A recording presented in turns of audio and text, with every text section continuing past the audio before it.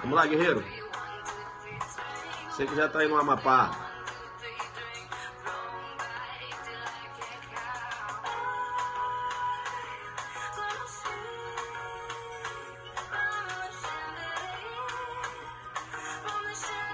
Vamos lá, guerreiro. Aí você entra aí e já vai convidando seus amigos, né? Vamos tentar fechar esse inquérito hoje. Prova aí domingo, né? Vou ter que dar uma adiantada nisso. Franklin, meu parceiro na área aí.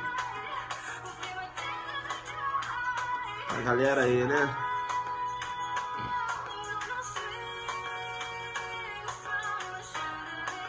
Vamos jogar duro.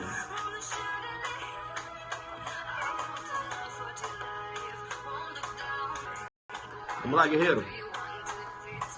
Você que já tá aí no Amapá.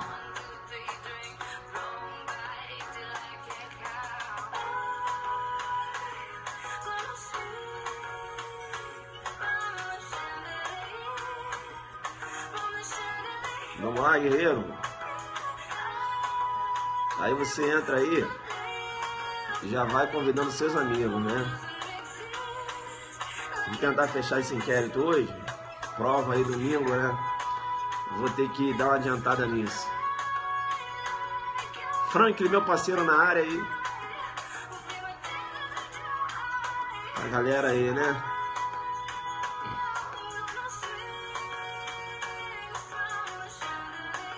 Vamos jogar duro.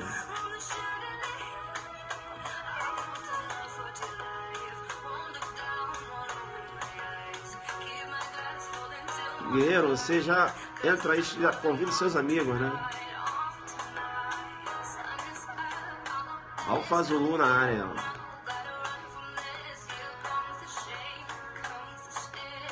Campo Grande, Mato Grosso do Sul. Mestre, fala algo sobre a PMDF.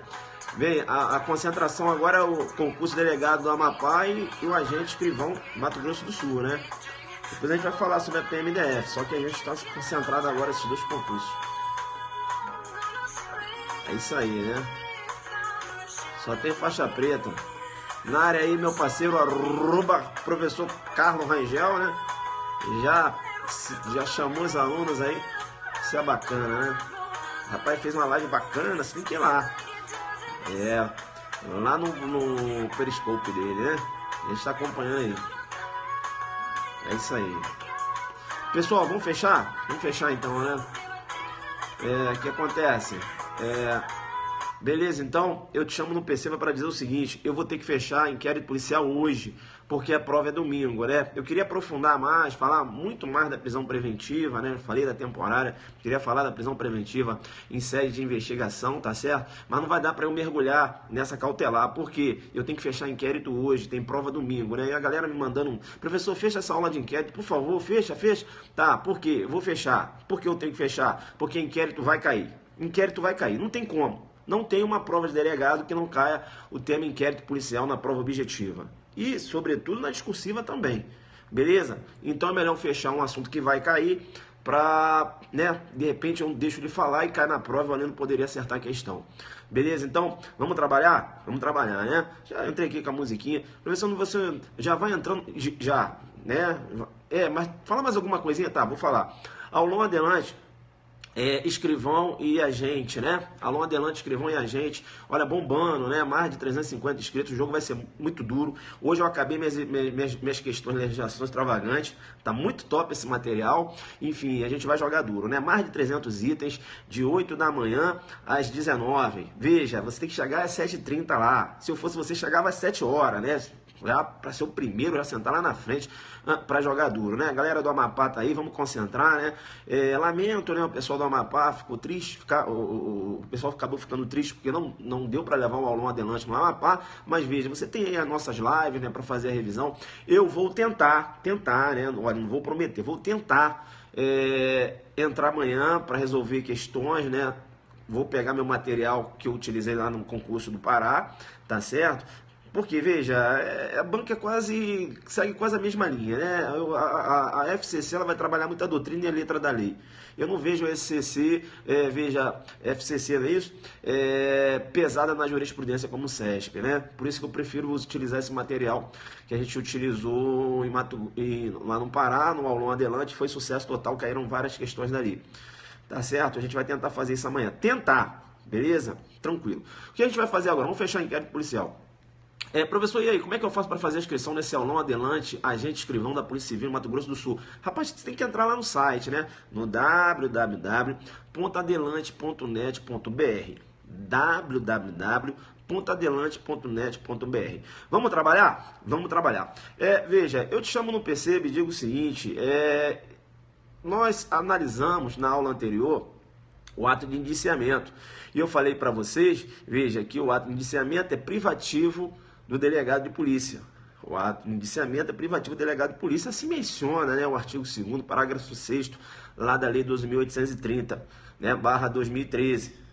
O artigo 2º, né, parágrafo 6º, menciona o seguinte: o indiciamento privativo do delegado de polícia dar-se-á por ato fundamentado, mediante análise técnico-jurídica do fato, que deverá indicar a autoria, a materialidade e as suas circunstâncias. Ou seja, o ato de indiciamento, ele demanda a chamada justa causa, né? Você tem que ter um lastro mínimo probatório para que você venha indiciar alguém. Um indiciamento sem qualquer lastro mínimo probatório, veja, sem a denominada justa causa, é um indiciamento que desafia um HC, né? Um HC solicitando o desindiciamento ou um HC trancativo daquele inquérito policial. Beleza? Tranquilo, isso nós observamos.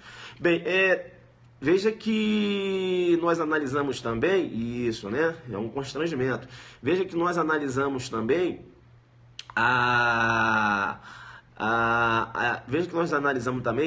a cautelar, né, a prisão temporária em sede de inquérito, né? E nós realizamos comentários pertinentes que eu não vou agora comentar porque eu já falei antes, beleza? Eu te chamo no PC e digo o seguinte: veja que além da temporária, o delegado de polícia, ele pode manusear também a prisão preventiva.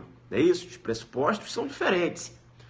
Veja que o artigo 311 menciona o seguinte: em qualquer fase da investigação policial ou do processo penal, caberá a prisão preventiva, decretada pelo juiz de ofício, se no curso da ação penal, ou a requerimento do Ministério Público, do querelante ou do assistente, ou por representação da autoridade policial. Veja que o 311, ele menciona que o juiz, ele pode decretar uma prisão preventiva de ofício quando? No curso da ação penal. É bom, numa prova oral ou numa prova discursiva, você mencionar que a doutrina indica que aqui estaria o juiz manifestando o que eu vou chamar de síndrome de Dom Casmurro no processo penal. Estaria o juiz aqui, veja, praticando, né? Veja, determinando prisão preventiva, né? Veja, até mesmo em sede de investigação. Em sede de investigação por quê? Por que eu digo em sede de investigação? Tá? Na verdade, você tem que conjugar. Tá? Por que eu digo em sede de investigação? Por causa do 310. Olha só, né? Veja, o 311, ele menciona: em qualquer fase da investigação policial ou do processo penal, caberá prisão preventiva decretada pelo juiz de ofício, se no curso da ação penal. Bem, o curso da ação penal, professor, juiz decretando prisão preventiva. Legal. Mas veja que há uma possibilidade, e a doutrina aponta, e aí sim que a doutrina aponta, né, para fazer uma retificação, melhor dizendo, a doutrina aponta que há uma possibilidade em que o juiz decreta uma preventiva ainda em sede de investigação. E estaria o juiz decretando, inclusive, de ofício. Em que situação seria essa? 310, né? 310. Era o 310 que eu queria fazer alusão, né? Acabei falando lá no 311, mas nessa possibilidade em que há manifestação da síndrome de Dom Casmurro, seria no 310. Porque no 310, inciso 2, menciona o seguinte: ao receber o auto de prisão em flagrante, o juiz deverá fundamentadamente, inciso 2, converter a prisão em flagrante em preventiva. O juiz, veja, quando ele converte a prisão em flagrante em preventiva, veja, ele de ofício converte, né? Veja, ele decretando uma prisão preventiva de ofício. E aqui eu não tenho ação penal proposta. Olha só como há uma contradição entre o 310 e o 311. O 311 fala que o juiz pode decretar prisão preventiva, sim, mas no curso da ação penal, ou seja, quando eu tenho um processo. E o 311 menciona, o 310 possibilita o juiz decretar uma prisão preventiva de ofício em sede de investigação. O 310, inciso 2, estaria manifestando o que eu vou chamar de síndrome de Dom Casmurro no processo penal. Beleza? Seria o 310 que estaria manifestando a síndrome de Dom Casmurro no processo penal. Não o 311, tá? Faz essa retificação aí. O 310. Por quê? Porque, veja, juiz atuando em sede de investigação. Né? A síndrome de Dom Casmurro é o quadro mental paranoico, né? É o juiz agindo como se promotor fosse, o juiz agindo como se delegado fosse, ele não sabe quem ele é. Por isso que nós chamamos aí de quadro mental paranoico, né? Síndrome de Dom Casmurro no processo penal, eu tenho uma live, depois você vai assistir. Não dá para explicar isso agora, beleza? Que agora a gente tem que andar. Deu para entender? Numa prova discursiva, numa prova oral, né? Essa possibilidade do juiz decretar de ofício, né? Quando ele converte a prisão em flagrante em prisão preventiva, veja, ele na verdade decreta de ofício, né? Isso, e olha, sem ação penal proposta. Deu para entender aí? Deu para entender? Juiz decretando prisão preventiva sem ação penal proposta. Juiz decretando prisão preventiva de ofício em sede de investigação, porque, veja, ele recebeu auto-prisão em flagrante. Veja, auto-prisão em flagrante é uma forma de instauração de inquérito. E o juiz converte de ofício, né? Aí. Então a doutrina, olha, como assim juiz decretando essa conversão da prisão em flagrante, prisão preventiva, sem ação penal, juiz decretando prisão preventiva em sede de investigação? Peraí. Isso é uma manifestação da síndrome de Dom Casmurro, né? Olha aí, ofensa ao sistema acusatório. Entenderam ou não? Então você pode trabalhar isso, né, numa prova discursiva, falando que a doutrina critica essa conversão. Mas veja, é totalmente possível. Tanto é que o juiz direto, né, converte prisão preventiva, a prisão em flagrante preventiva, sem qualquer manifestação do delegado de polícia. O delegado de polícia realiza a prisão, comunica e o juiz converte. Entenderam? É claro que, veja, o juiz ele até pega, né, a opinião do Ministério Público, enfim, mas veja, não fica vinculado. Joguei duro. Não fica vinculado. Aqui não está dizendo, né? Mediante, não fica vinculado. Beleza? Tranquilo? Né? Aí deve ouvir. Não, o juiz ele até abre vista para o MP, né? Para ver o que o MP vai falar, mas veja, o juiz não fica vinculado ao MP. Se o juiz entender pela decretação preventiva, ele vai decretar. O 310, inciso 2, não menciona vinculação ao MP. Concorda comigo ou não? Beleza? Tranquilo? Tá, bacana. Então é importante, né, quando você fala dessa prisão preventiva, quando ela é convertida, né, a prisão em flagrante sendo convertida em prisão preventiva, ainda sem ação penal proposta. Estaria o juiz agindo em sede de investigação. Seria uma ofensa ao sistema acusatório e manifestação da síndrome de Dom Casmurro no processo penal. Beleza? Então faz essa retificação, né? Que na verdade a manifestação da síndrome de Dom Casmurro no processo penal, aqui em sede de prisão, né? Veja, seria o 310 inciso 2, né? Bacana? Eu comecei a falar aqui no 311, acabei fazendo uma confusão entre os dois dispositivos, mas é o 310 inciso 2. Beleza? Porque aqui ele estaria o juiz decretando prisão preventiva em sede de investigação. Beleza? Isso. Vamos lá então. Bacana, né? Falei da prisão preventiva. Tá. Então veja, aí chega a fase, né, de conclusão do inquérito policial. E eu te chamo no Perceba para dizer, o artigo 10 menciona, né? O inquérito policial, a conclusão, né? Qual o prazo, né? Prazo, a regra, né? Veja, 10 dias indiciado preso e 30 dias solto. É claro que você tem prazos especiais, como por exemplo na lei de drogas, 30 dias indiciado preso, né? E 90 solto, não é isso? Você tem outros prazos. Bacana. Tá. E aí, quando chega a conclusão, né, para se concluir aí o inquérito policial, o delegado, ele elabora um relatório, beleza? O delegado elabora um relatório. Aí o aluno está escrevendo, o STJ exige, claro, né? Veja, o aluno está falando ali que o STJ exige os requisitos do 312, mas é claro, né? Qualquer prisão cautelar, né? Você tem que ter requisitos, né? Veja, ninguém aqui está falando que o juiz vai decretar prisão preventiva sem requisitos, né? Eu acho que eu não falei isso, né?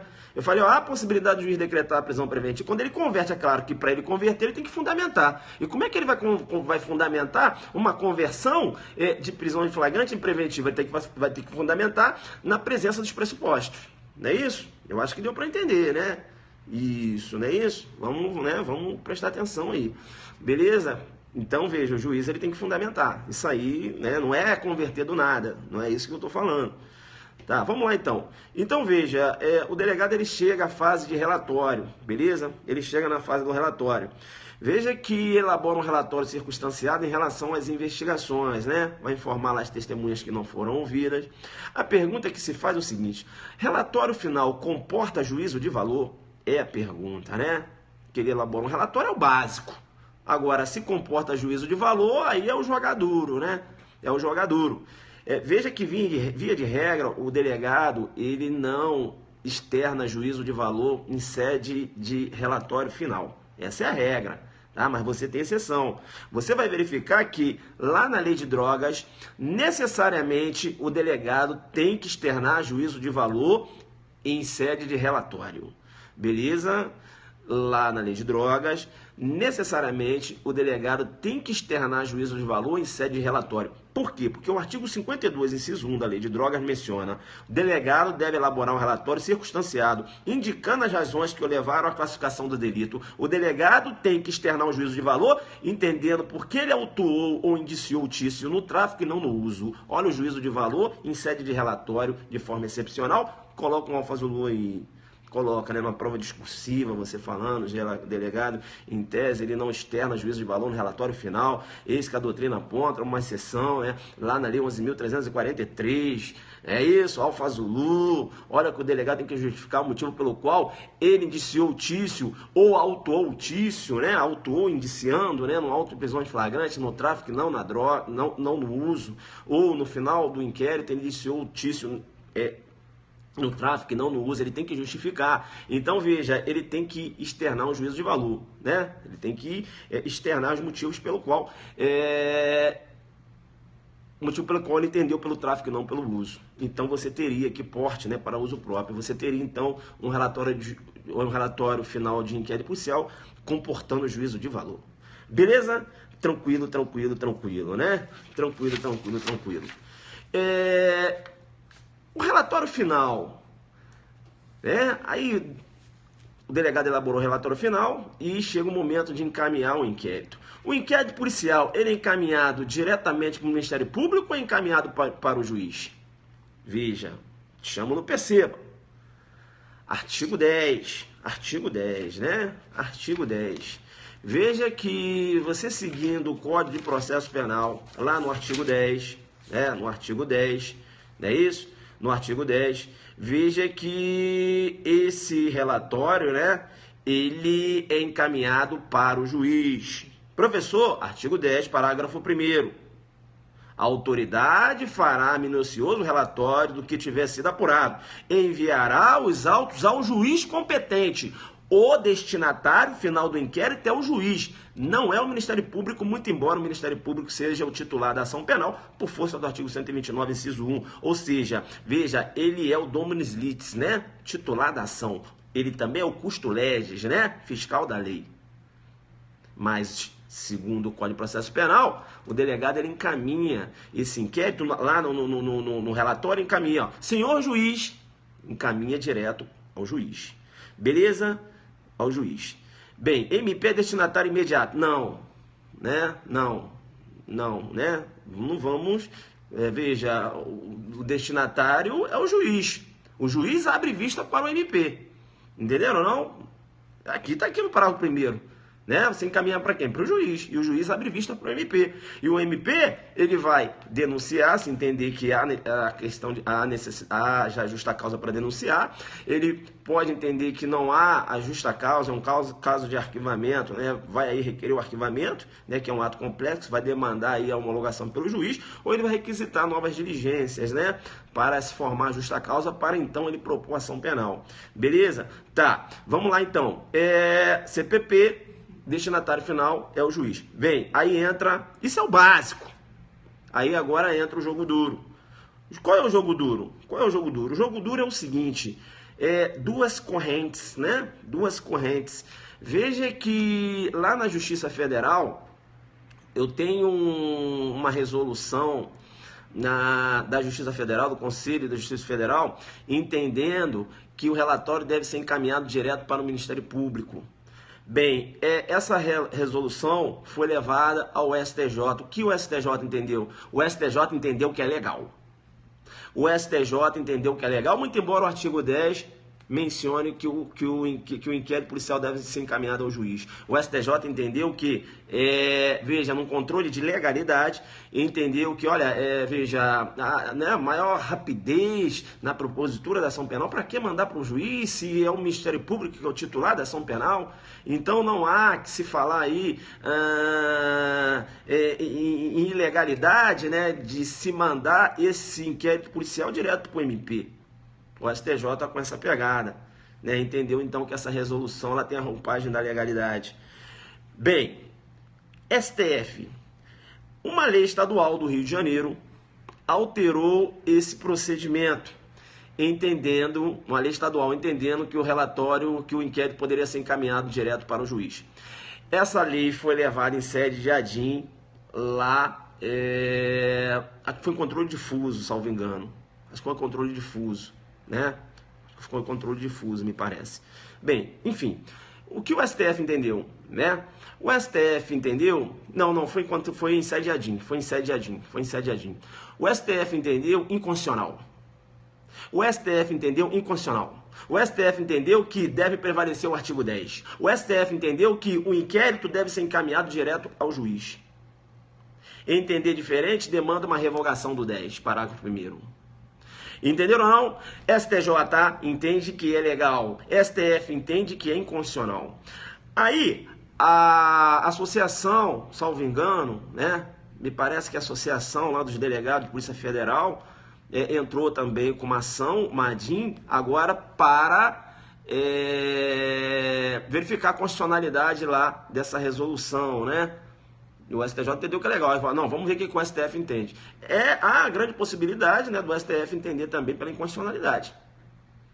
Entenderam ou não? Porque, veja, o STF já tem um posicionamento. Entenderam? Então, essa questão de encaminhar o relatório direto é uma questão que está sendo discutida. Você quer jogo duro? Você tem que falar, olha, o artigo 10 menciona que na prova, o destinatário final do inquérito, está lá Ministério Público, tu vai marcar uma parada dessa? Você vai dançar. Na prova, professor, quando é que eu poderia marcar diferente? Se ele fazer alusão, se o examinador fazer alusão ao STJ. Segundo o STJ, é legal o encaminhamento do inquérito policial diretamente ao Ministério Público. Beleza, entenderam? Mas veja, de acordo com o CPP, esse relatório deve ser encaminhado ao juiz de direito. Beleza, então? Tranquilo, né? Bem, veja que o Ministério Público, quando ele recebe o inquérito policial, ele pode propor denúncia, não é isso? Pode requerer o arquivamento do inquérito, ou ele pode solicitar novas diligências, né? Autos à delegacia solicitando novas diligências, se ele entender que há necessidade ainda da produção de provas para formar lá o seu acervo probatório, né? Materializando a chamada justa causa, não é isso? Bacana. Tranquilo. Tá, arquivamento. Eu posso ter o arquivamento implícito, né? Arquivamento. Veja, existe, né?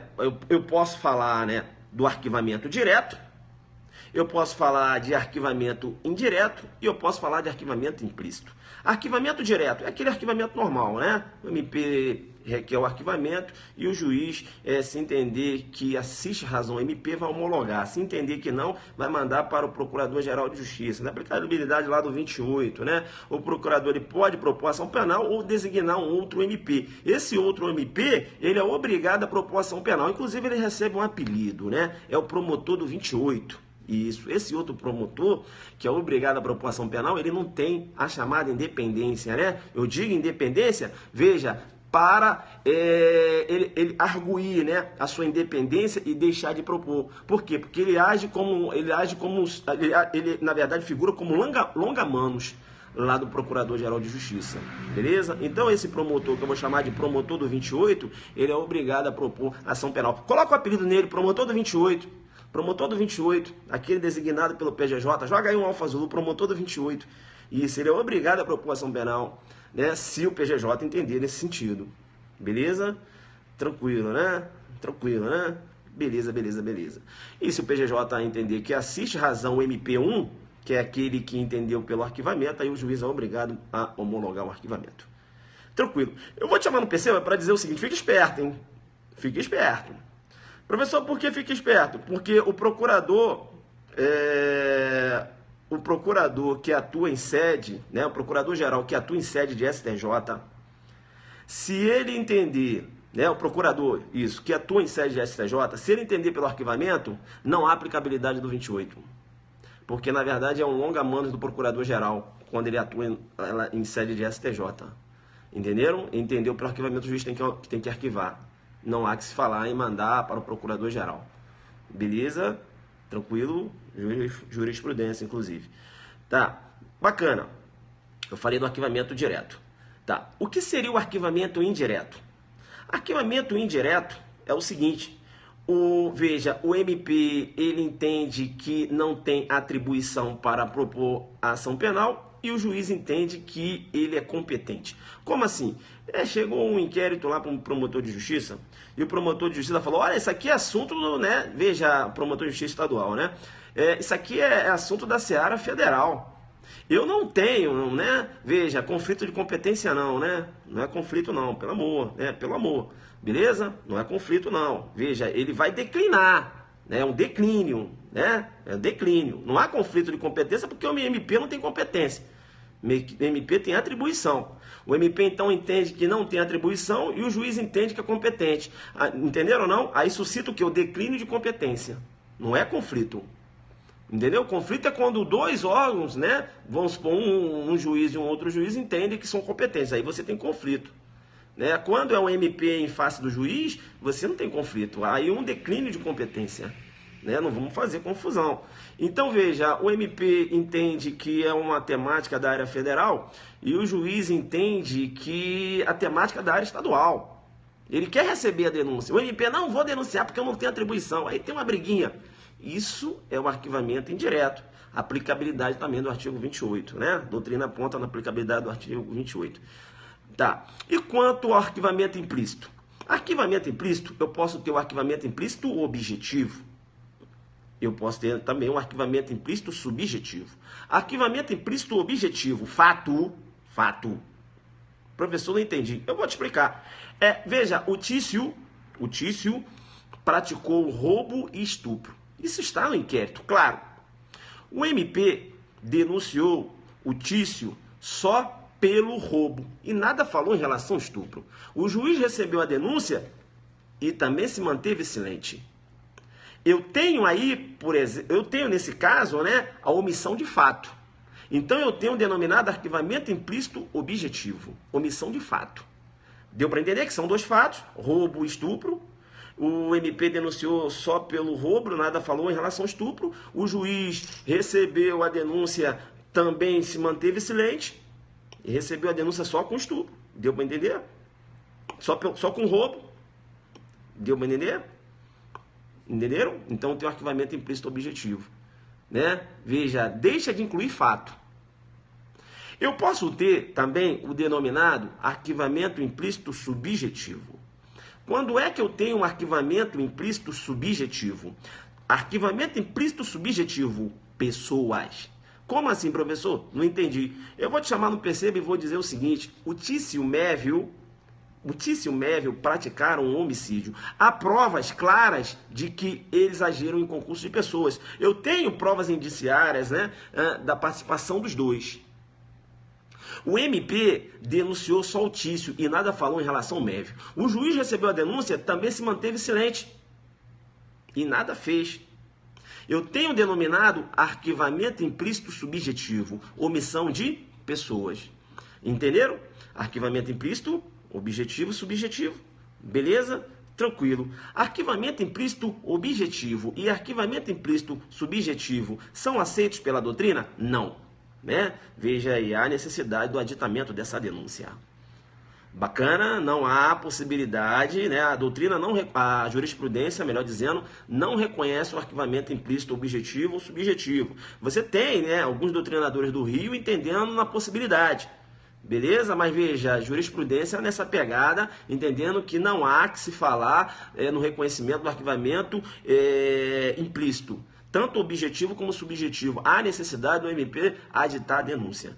Deu para entender isso? Cuidado, então, que ele vai tentar sempre chamar o arquivamento indireto de arquivamento implícito. Ou ele vai chamar o arquivamento implícito de arquivamento indireto. São coisas completamente diferentes. Arquivamento indireto é briguinha, né? Briguinha. Veja, o MP entende que não tem atribuição para tal e o juiz entende que é competente. Ou seja, há aí um MP nesse suscita o declínio de competência do juízo. Deu para entender isso? Bacana? Tranquilo. Arquivamento do inquérito policial em face da cláusula rebus sic stantibus. Rebus sic stantibus. Veja que quando eu falo de rebus sic stantibus, né, você já ouviu falar diversas vezes em relação a isso. Depois você vai colocar uma live lá, vai no YouTube, procura uma aula mais aprofundada sobre isso minha, beleza? Mas vamos lá, eu vou ter que entrar na pedra de toque que eu tenho que fechar, porque tem a prova agora domingo, né? Por isso que eu estou na velocidade 5. Vem comigo aqui. Lá na órbita, né? Lá na órbita do direito civil, em relação aos contratos, eu tenho o que eu vou chamar de cláusula rebus sic stantibus. Ou seja, veja, o Tício comprou um veículo, beleza? Aí ele acordou de pagar esse veículo. Professor, mas você está falando de penal, tá lá na... É, porque eu tenho que falar para você entender. Fica tranquilo, deixa da Zuc didática, confia em mim. O Tício, ele comprou esse veículo com MEV. Aí ele combinou de pagar 100 parcelas de R$1.000. Não, 100 não, né? Muita coisa. 20 parcelas de R$1.000. Era 20 mil o veículo. Ele começou a pagar. Cara, ocorreu uma alteração econômica e aquele contrato ficou oneroso. E quando há, assim, uma alteração, né? Veja, em que tornou esse contrato oneroso, veja, o direito civil possibilita a revisão desse contrato. Já estudaram isso em direito civil? Então, a chamada cláusula rebus sic stantibus é uma cláusula que você tem que entender que ela faz parte de todos os contratos, via de regra. Deu para entender isso? Você que é civilista? É a cláusula rebus sic stantibus, ou seja, a possibilidade de rever. Veja, a cláusula rebus sic stantibus, na verdade, materializa o que eu chamo de teoria da imprevisão. Teoria da imprevisão. Não tinha como eu prever que ia alterar a situação econômica, o contrato iria ficar oneroso. Há um desequilíbrio contratual. Olha, eu jogando duro, né? Aí, na época que eu estudava, eu jogava duro no direito civil também. Olha aí, né? O desequilíbrio contratual. Juiz, pelo amor de Deus, né? Vamos rever esse contrato. Sim, a cláusula rebus sic stantibus, né? Teoria da imprevisão. Então, veja. Rebus sic stantibus da concepção de algo que pode ser revisto. Beleza? De algo que pode ser revisto. E qual a relação que tem a cláusula rebus sic stantibus com o arquivamento do inquérito policial? Arquivamento do inquérito policial. O inquérito, uma vez arquivado, ele pode ser desarquivado. A decisão que determina o arquivamento do inquérito policial, ela pode ser revista?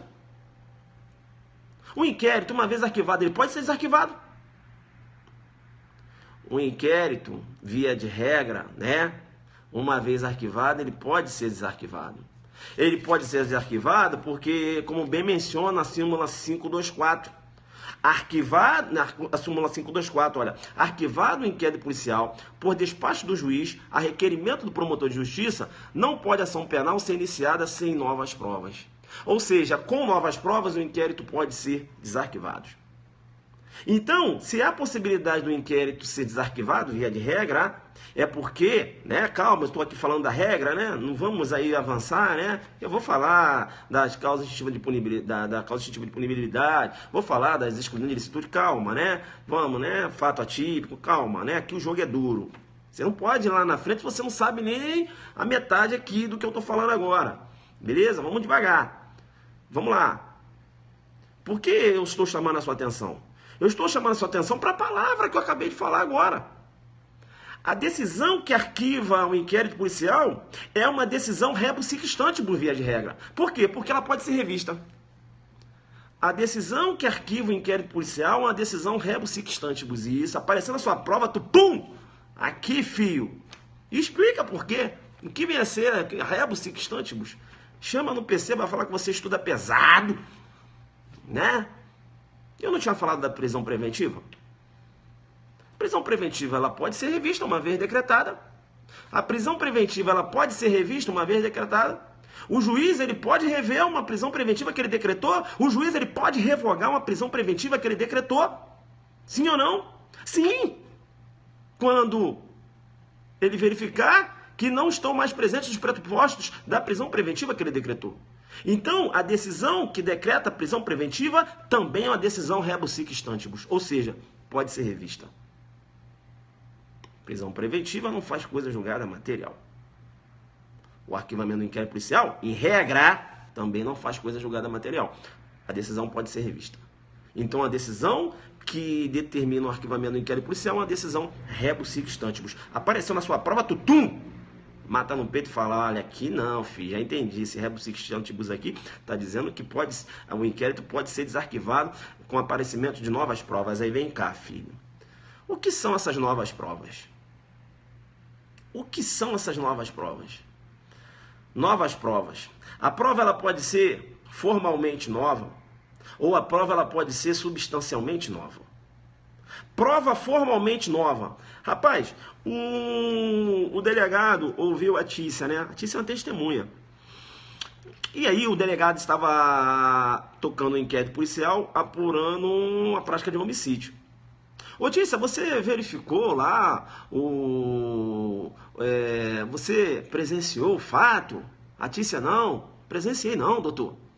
Ah, não presenciou não, não presenciei não, tal. Complicado, né? A Tícia falou que não presenciou. E o delegado, sem qualquer outra prova que ligue o sujeito ao resultado morte da vítima, o delegado relatou o inquérito, que ele não pode arquivar o inquérito, encaminhou para o juiz, artigo 10, o juiz abriu vista para o MP, sem qualquer justa causa, sem qualquer liame entre o suspeito e o resultado morte da vítima, requereu o arquivamento. Aí o inquérito foi arquivado. O inquérito está arquivado. Rapaz, tu acredita que um mês depois a Tícia apareceu na delegacia? Doutor, eu queria falar com o senhor. Ô Tícia, o que aconteceu? Não, doutor, é porque... Sabe aquele dia que eu dei o depoimento? Sei. Então, eu estava sendo ameaçada. Por isso que eu falei que eu não sabia de nada. Mas eu sei, doutor. Eu sei. Foi o Tício. Foi o Tício que matou. Foi o Tício. Tem uma testemunha. Essa prova é uma prova formalmente nova, porque é uma prova que já existia. Joguei duro. Só mudou versão. Prova formalmente nova. Joga aí. Alfa Zulu. Coloca o Alfa Zulu. O professor tá pesado, não tá não. Coloca o Alfa Zulu, prova formalmente nova. Ou seja, uma prova que já existia, né? Por exemplo, a testemunha que deu um testemunho, depois ela mudou. E o inquérito já estava arquivado. Olha, não foi bem assim não. Olha, uma prova formalmente nova, uma prova que já existia. E isso no campo, né? De novas provas. Né? Por isso que eu tô falando, segura, tu tá querendo... Vem cá, tu sabe o que são novas provas? Você não sabe. Aí você tá lá falando de... Né? Vem cá, Zuc didática. Vão destruir aqui, depois a gente segue. E o que é uma prova? A 40. Agora eu vou ter que fechar, não tem jeito. O que é uma prova substancialmente nova? Rapaz, o Tício, há uma suspeita de que ele tenha matado o Mévio.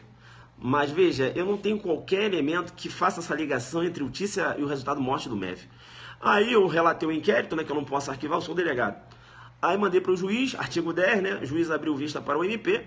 O MP também, sem outra prova, veja, solicitou arquivamento do inquérito. O juiz homologou, arquivou. Você acredita que posteriormente apareceu uma informação, não é isso? De que a arma de fogo estava escondida em determinado local. Enterrado num determinado local. O delegado, com notícias de novas provas, foi lá, nesse terreno, e encontrou a arma. Aí o delegado encaminhou essa arma para a perícia digital do Tício. Eu tenho uma prova substancialmente nova, ou seja, uma prova que não existia. Joguei duro, olha aí, formalmente nova, uma prova que já existia, trocou a versão. Substancialmente nova, uma prova que não existia, e eu tenho agora a arma de fogo com a digital do Tício. Agora sim, olha, desarquiva aí, propõe ação penal, MP. Olha aí as digitais do homem. Prova substancialmente nova, entendeu? Não? Então veja, notícia de novas provas tem que saber, novas provas pode ser formalmente nova, substancialmente nova, não é isso? Aí tem uma questão de prova, falando lá em relação ao desarquivamento do inquérito policial, seu concorrente falou lá que é possível o desarquivamento do inquérito policial, veja, com novas provas, só. E você, novas provas que podem ser substancialmente novas ou formalmente novas. Aí você mostra para o examinador que você sabe a diferença entre uma prova formalmente nova e substancialmente nova. Tu vai pegar o distintivo da cintura dele e vai falar, me dá aqui, filho. Aqui é meu porque eu jogo mais duro que você. Eu jogo pesado. Entenderam ou não? Então sai do básico. Sai do básico. Por isso que é aula de inquérito. São 4 lives, né? Tô passando aí já 40 minutos. Vou ter que fechar, né? Tá, beleza. Tinha mais coisa para falar, mas enfim, tem que fechar por causa do pessoal do Amapá. Tô falando rápido, né? Então, desculpa aí, de repente estou engolindo algumas palavras aqui, porque eu fico querendo passar logo informação, né? Eu tenho que fechar isso aqui hoje. Vem cá, então. Beleza. Aí eu falei para vocês... Vamos lá. Eu falei para vocês que o arquivamento implícito, o arquivamento do inquérito policial, tá vendo como é que eu fico doido? É uma decisão rebus sic stantibus, ou seja... ela pode ser revista. Bem, é a regra, porque eu tenho exceção. Eu tenho exceção porque vai ter situações em que eu não posso desarquivar o inquérito policial. Muito embora eu tenha novas provas. Professor, não entendi. Olha só que interessante, né? Veja, se o fato é atípico e uma vez arquivado o inquérito policial, não há possibilidade de desarquivá-lo. Olha só que fato interessante. O delegado estava investigando um fato, e esse fato estava desenhado como um furto de uso.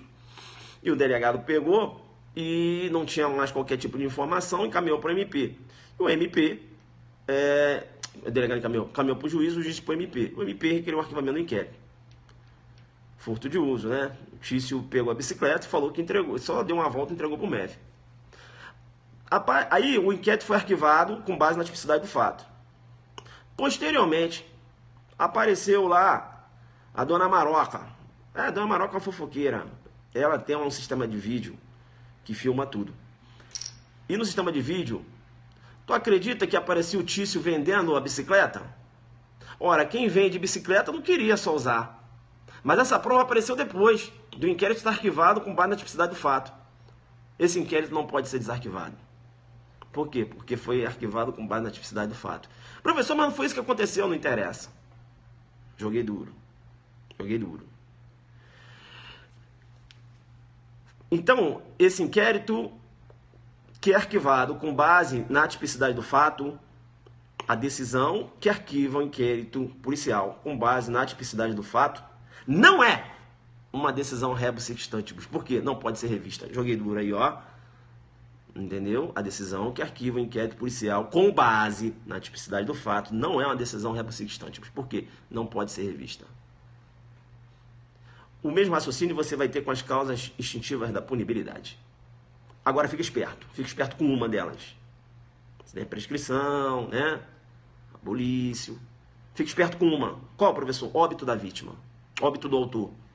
Por que, professor? Porque se ele apresentou certidão de óbito falsa, te chamo no percebe e digo. Certidão de óbito falsa, né? Veja, claro, você tem a possibilidade de relativização da coisa julgada material. Então, se ele apresentou uma certidão de óbito falsa, ocorreu o arquivamento do inquérito, mas descobriu que o cara estava vivo, aí vai ser possível o desarquivamento do inquérito policial e propositura da denúncia. Muito embora o inquérito tenha sido arquivado com base numa causa extintiva da punibilidade, uma específica, né? Veja, certidão de o óbito da vítima. Aí, essa decisão é uma decisão rebus sic stantibus, porque pode ser revista. Entenderam ou não? Bacana, né? Bacana, né? Quem é que tá aí pegando, tá na faixa preta? Essa é pra faixa preta, né? Bum, faixa preta e tal. O pessoal que tá no básico, veja, essa aula é pro galera que vai fazer agora o Amapá, então por isso que eu tô pegando pesado. O pessoal do básico depois, pô, vem pegando de leve, tá? Professor, não estou entendendo nada. Rebus sic stantibus, distintiva da punibilidade. Agora você jogou óbito. O que óbito tem a ver com inquérito? Eu estou ficando doido aqui, calma. É porque é para faixa preta. Com toda a humildade, né? Eu tenho que falar. O pessoal que vai fazer prova agora domingo, eu tenho que jogar pesado. Não posso estar com ele aqui com a aulinha básica, que não passa. Né? E tem um pessoal também que vai fazer a discursiva lá no Mato Grosso do Sul. Aí eu tenho que jogar o nível alto. Mas aí o pessoal que vai pegando aos poucos depois. Volta comigo aqui. Tá, então olha só. Bem, vamos lá então. Então fica ligado, beleza? É faixa preta. Tá. Arquivamento do inquérito policial com base numa excludente de ilicitude. Olha só. O Tício ocorreu a morte do Mévio. E essa morte ocorreu em decorrência de disparo de arma de fogo do Tício. Bem, o Tício alega uma exclusão de ilicitude, né? Diz ele que agiu em legítima defesa. Uma excludente de ilicitude. Aí disse que agiu em legítima defesa. Eu tenho até uma testemunha dizendo, olha, agiu em legítima defesa mesmo, delegado. Delegado não pode arquivar um inquérito, né? O princípio da indisponibilidade. O delegado encaminhou para o juiz, que é o destinatário final do inquérito, artigo 10. O juiz encaminhou para o MP requereu o arquivamento do inquérito. Jogou duro. O juiz arquivou, homologou. Eu tenho um inquérito policial arquivado com base em excludente de ilicitude, numa legítima defesa. Sabe a Maroca? Aquela fofoqueira? Rapaz, ela tem um sistema de vídeo, né? Tu acredita que ela conseguiu filmar o fato? Ô, delegado! O que foi, Maroca? Aquele inquérito lá do Tício e do Mévio lá e tal, como é que ficou? Não, veja, o Tício disse que estava agindo em legítima defesa, tinha uma testemunha aí que verificou e tal. Eu relatei, mandei lá para a justiça, né? E o MP requeriu o arquivamento, o juiz homologou. Ô, delegado, não! Eu vou te falar, tem uma boa aqui para você, hein? O que foi, Mévio? Ô, Maroca, eu tenho um vídeo. Rapaz, no vídeo, tu acredita que o Tício não agiu nada em legítima defesa? Nada disso. Tá ele lá, sem possibilitar defesa para a vítima, pegou a vítima, né, veja, por trás, inclusive, o vídeo mostra. Eu tenho um inquérito arquivado com base numa excludente de ilicitude e eu tenho uma nova prova dizendo que não tem excludente de ilicitude nenhuma aí e o inquérito está desarquivado.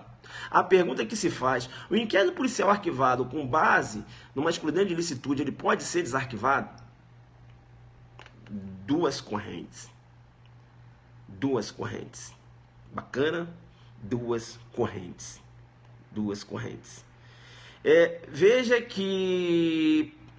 Olha, né? Vamos lá, calma, né? Vamos lá. Veja que o inquérito policial com base numa excludente de ilicitude para o STF há possibilidade do desarquivamento. Para o STF faz coisa julgada apenas formal. Bacana? Para o STF faz coisa julgada apenas formal.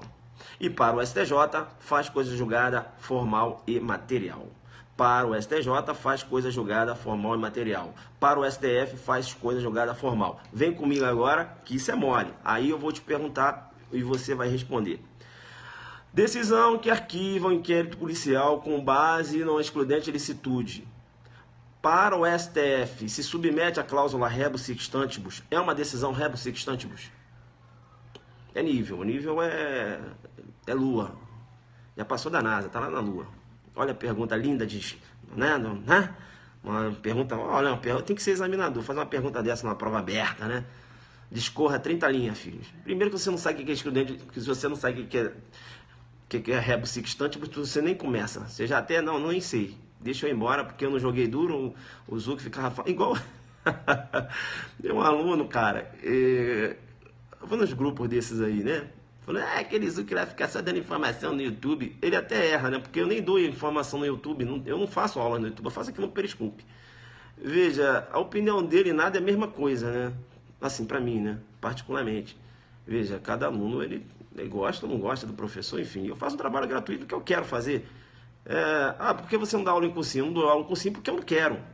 Convite eu tenho aos montes. E os professores de cursinho sabem, né? Os donos do cursinho sabem que sempre estão me convidando. E eu simplesmente não vou. Por quê? Porque, não sei, acho que não é o momento, estou bem aqui. Enfim, eu gosto de jogar duro, porque minha aula de inquérito são 40, são quantas horas? 3 horas. Eles não vão deixar. Eles querem que eu dê aula de inquérito em 1 hora. Aí eu falo, não tem como. Mas outro professor faz. Então fecha com ele. Eu dou de graça. Faço minhas 3 horas. Vai lá, ó. Vamos lá. Então volta para a pergunta. Mas aqui é rebus sextantibus, é arquivamento implícito, é isso aí, é NASA. Vou fazer a pergunta de novo. Arquivamento do inquérito policial com base em uma excludente de ilicitude é uma decisão rebus sextantibus? Para o STF, esqueci de falar. Para o STF, é ou não? Para o STF. Para o STF é. Por quê? Porque pode ser revista. Tá vendo aí? Colei, que tranquilidade, né?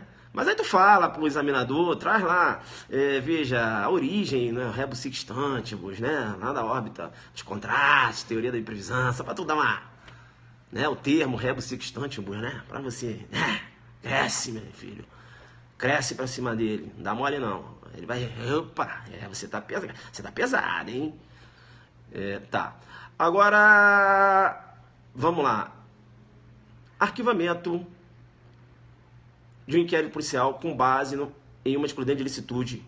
Para o DSTJ, é uma decisão rebus sextantibus?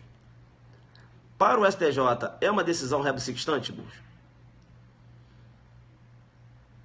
Isso, olha lá, o colega sabe, teoria da imprevisão lá. Para o STJ, é uma decisão rebus sextantibus? Arquivamento com base numa excludente de ilicitude. Pode. E aí, para o STJ. Vamos lá, guerreiro.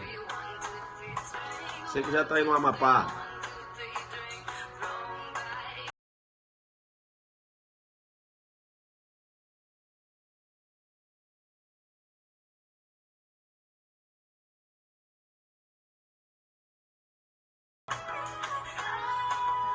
Aí você...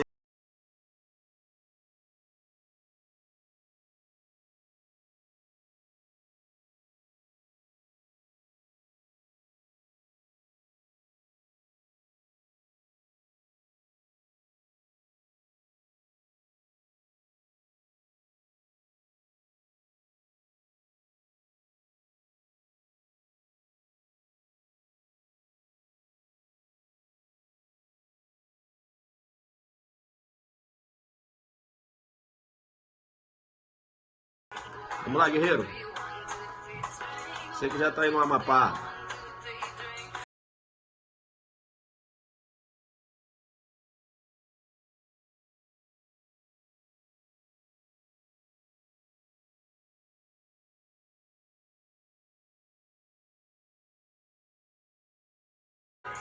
Vamos lá, guerreiro. Você que já está aí no Amapá.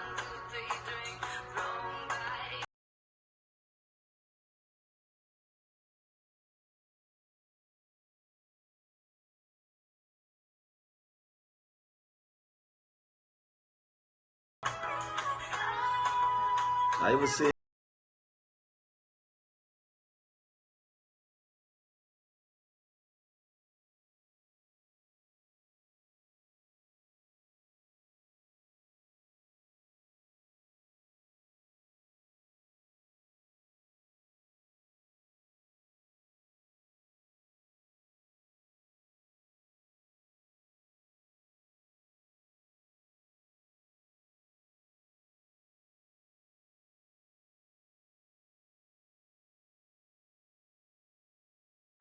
Vamos lá, guerreiro. Você que já está aí no Amapá.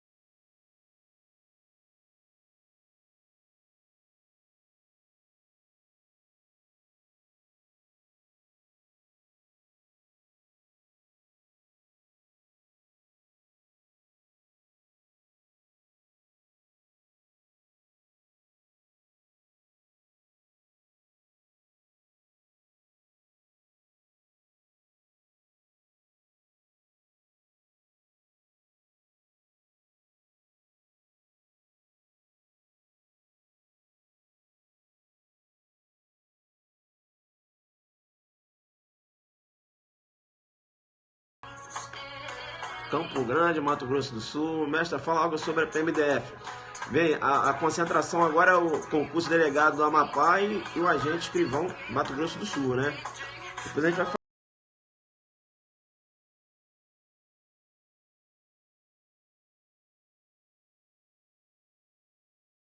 Preta. Na área aí, meu parceiro, @ professor Carlos Rangel, né?